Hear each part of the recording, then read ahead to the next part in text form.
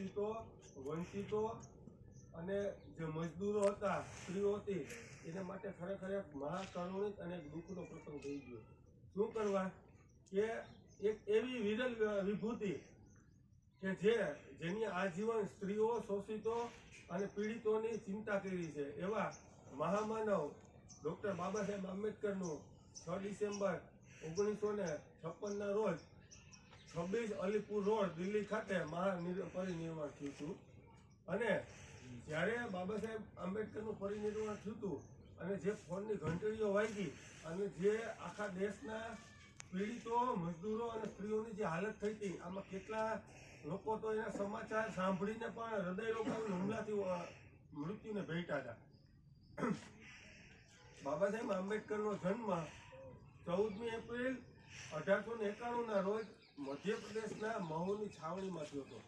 બાબા સાહેબ આંબેડકરના પિતાશ્રી છે એ રામજી સકપાલ, એ સુબેદાર હતા. બાબા સાહેબ આંબેડકરનું મૂળ ગામ મહારાષ્ટ્ર રાજ્યનું રત્નાગીરી જિલ્લાનું આંબાવાડા હતું અને એના ગામના નામ ઉપરથી એની સરનેમ પડી.